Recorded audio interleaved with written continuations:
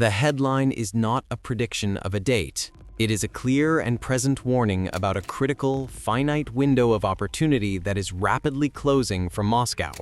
The question is not whether Russia can attack a NATO member, but whether it is compelled to do so now, before the strategic alignment of the stars, which currently favors them, shifts irrevocably. NATO must stop focusing on the enemy's intent and start focusing on the timetable dictated by its own modernization efforts and the Kremlin's desperate resource situation. This window is the most dangerous element in the current geopolitical landscape. This is FPV Explainer, where we break down the most fascinating stories in drone warfare. If you're enjoying this deep dive, hit the like button, subscribe, and drop a comment telling us what topic you want to see next.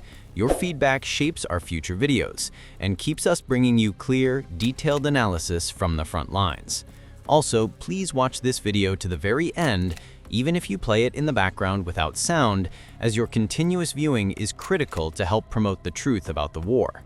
The truth is that the Russian leadership is operating under a dual, non-negotiable deadline, a ticking clock that forces them to choose between striking now or forfeiting the ability to execute their grand strategy forever.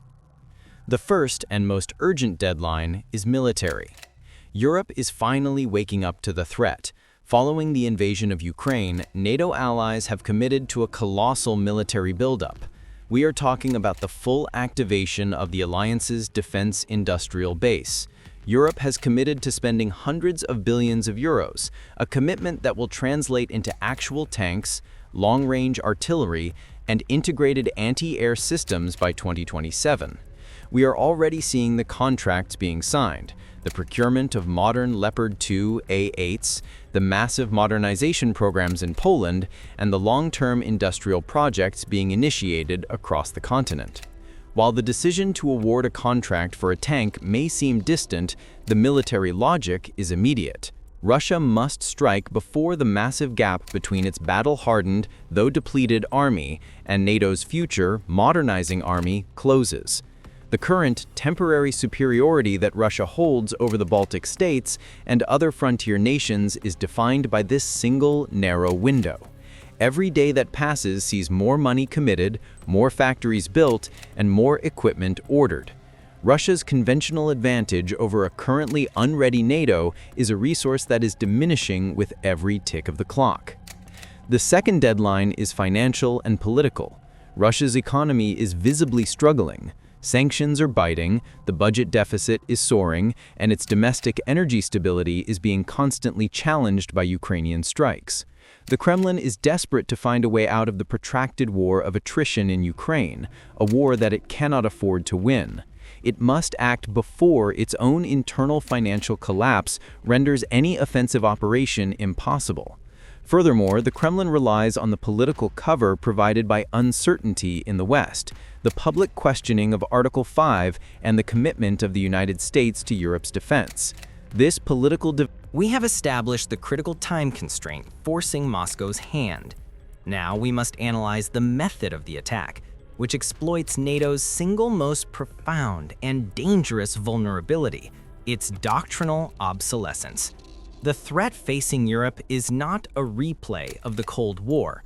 It is an asymmetric war where Russia has mastered low-cost, high-volume tactics that render the alliance's expensive, high-tech doctrine suicidal. The European military structure is fundamentally rooted in the air-land battle concept, a doctrine that assumes overwhelming air superiority and massive coordinated ground maneuver. This assumption, a hallmark of success in conflicts like the Gulf War, is now a fatal flaw. Russia's experience in Ukraine has taught them to neutralize NATO's core strengths by exploiting three pillars of asymmetric warfare. First, the drone swarm and EW dominance. The Russian military has achieved, or is rapidly approaching, functional parity with Ukraine in the low-altitude drone space.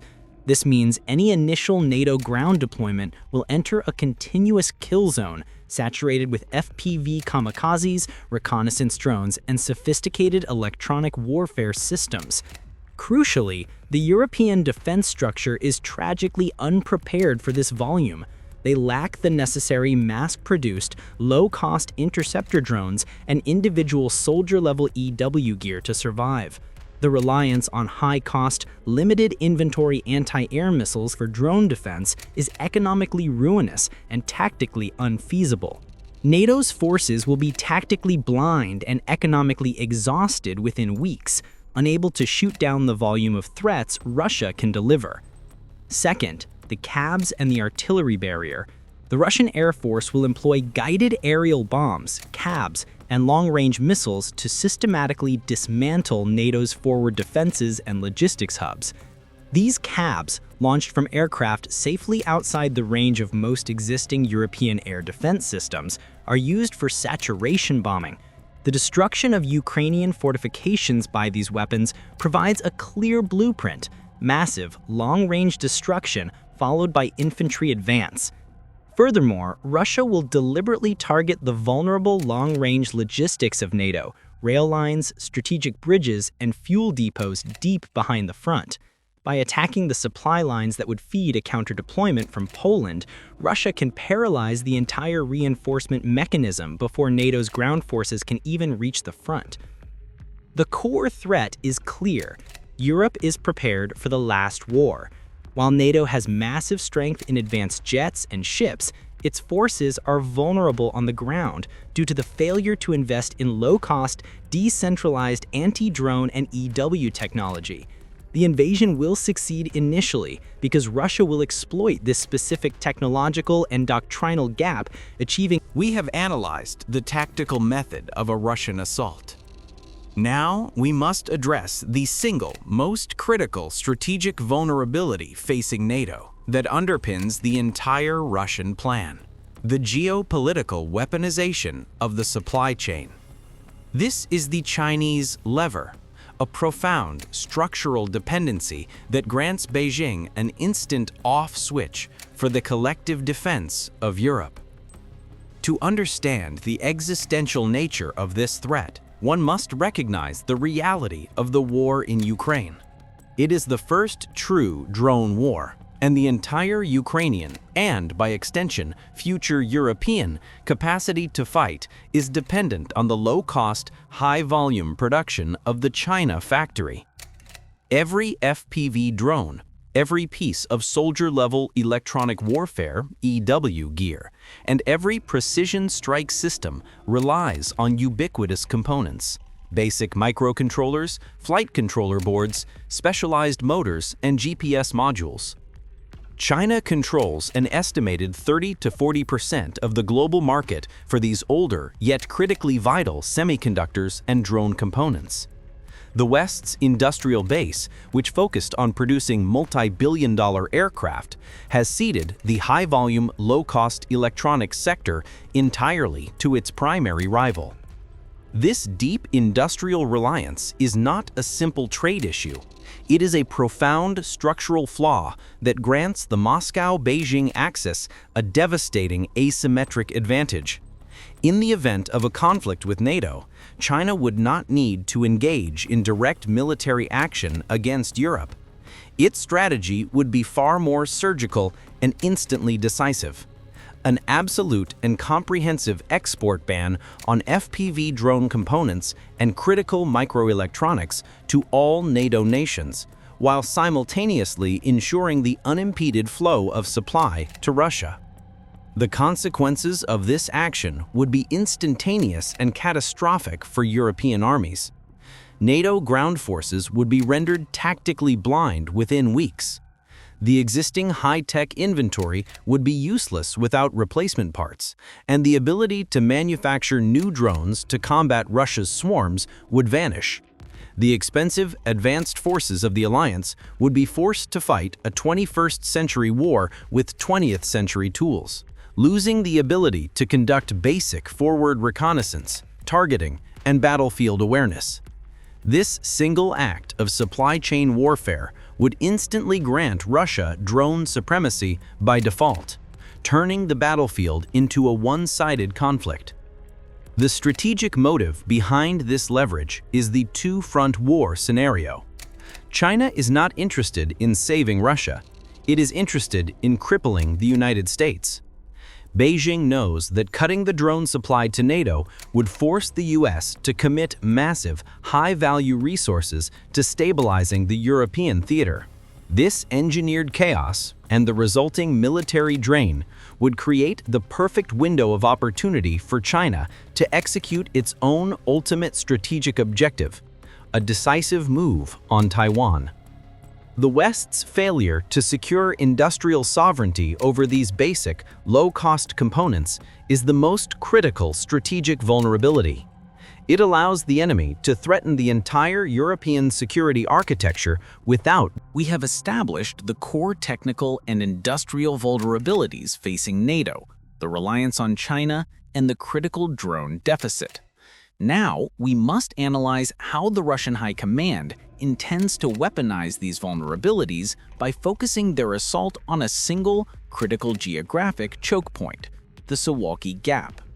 The objective here is not to win a massive ground war, but to achieve a fait accompli, a lightning-fast operational success that will shatter NATO's political will before its collective defense mechanism can fully engage. The Suwałki Gap, the narrow, strategically vital land corridor separating the Russian exclave of Kaliningrad from the territory of Belarus, is the only overland connection for NATO reinforcement of the Baltic states, Lithuania, Latvia, and Estonia. Its geography is a profound liability for the alliance, but the Russian tactical plans for exploiting this are predicated on avoiding the two most obvious conventional points of failure: the heavily defended Polish border and the direct conflict with the US that would be guaranteed by a full-scale invasion of Germany or France. The strategic geography is both tempting and terrifying for Moscow. The capital cities of the Baltic states are dangerously close to the Russian border. Tallinn is just 200 kilometers by road, and Riga is just over 270 kilometers. By contrast, the supply lines for NATO reinforcement must traverse hundreds of kilometers from the Polish border through the Suwałki Gap, a narrow stretch of territory less than 110 kilometers wide in places. The Russian military's objective is to achieve a decisive battlefield reality within the critical 60 to 72-hour window, the time predicted by past military analyses for the fall of the Baltic capitals before NATO reinforcements can arrive in force.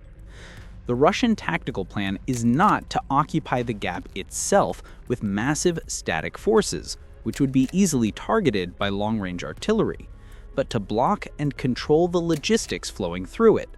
This will be achieved through asymmetric disruption. Deep strike sabotage, initial coordinated drone and missile strikes will target the key logistical arteries, the limited rail lines and highways that traverse the gap, along with the crucial supply ports and fuel depots in Poland and the Baltic states. This effort aims to paralyze the reinforcement mechanism before the first NATO tank crosses the border. Asymmetric denial. The gap will be covered by a relentless swarm of FPV drones and anti-tank fire, making the movement of large conventional NATO reinforcement columns suicidal. This relies entirely on the technical dependency we discussed. The Russian forces will be operating with functional drone coverage, while NATO forces are struggling to acquire their own Chinese-dependent components. This strategy is reinforced by the political imperative to isolate the conflict. The Russian command will attempt to confine the initial attack to a small, politically ambiguous target, such as a limited incursion around Narva in Estonia or Daugavpils in Latvia, to create a situation that is designed to fracture the NATO alliance. We have analyzed the full spectrum of the Russian threat, the time constraint, the asymmetric tactics, the Chinese leverage, and the geographical focus on the Suwałki Gap. Now we confront the final, crucial verdict. The fate of Europe hinges entirely on the West's willingness to abandon its strategic complacency and acknowledge that the Ukrainian front is the thin red line defending the entire continent. The core of this crisis is the profound, catastrophic failure of Western political will to match the scale of the threat. The Russian strategy is built on exploiting this weakness. They are counting on the slow, consensus-based decision-making process of NATO, which ensures that any decisive response is delayed by debate, bureaucracy, and political infighting. This structural flaw guarantees a military lag. Past military simulations have shown that without immediate, overwhelming action, Russian forces could paralyze the Baltic capitals within the critical 60 to 72-hour window, achieving a fait accompli before the alliance can even agree on the terms of engagement. This failure of political resolve is being addressed by the ultimate military reality. The Ukrainian army is the only force currently capable of defeating the Russian military in battle. They are the only force with the necessary operational experience, the adaptive tactics, and the established drone and counter-drone doctrine required to neutralize the modern Russian threat. The notion that Poland, Germany, or any other European power acting alone could quickly match Russia's combined arms experience and its vast reserves of KABs and artillery is a dangerous fantasy. The Ukrainian front is the massive, battle-hardened shield that absorbs the Russian military's destructive potential, preventing it from ever reaching the shores of the Baltic or the center of Europe. The geopolitical consequences of inaction are dire and unavoidable. The Russian leadership has made the calculated assessment that the West will not risk exchanging New York for Riga, that the political cost of a full-scale war is too high. If the alliance fails to protect its frontline members, leaving them to be conquered after a short, brutal fight, the core principle of Article 5 collapses entirely. This guaranteed failure would cause the political dissolution of NATO, proving to the world that the US is an unreliable security guarantor. This is the precise strategic outcome that Putin and his allies desire. The final requirement for the West is not simply more spending. It is an urgent, radical strategic pivot based on the reality of the front. Industrial mobilization. The US and Europe must accelerate the conversion of their defense industrial bases, moving away from high-cost, low-volume projects to the immediate guaranteed mass production of FPV drones, EW systems, and anti-drone defenses, the weapons that actually win the modern fight. Strategic integration. NATO must fully integrate the battle-tested Ukrainian defense doctrine into its own forces and establish a firm commitment to a decentralized, decisive counter-strike doctrine that includes deep strikes against Russian military logistics and command centers. Unambiguous resolve. The political leadership must eliminate any remaining ambiguity regarding Article 5. The signal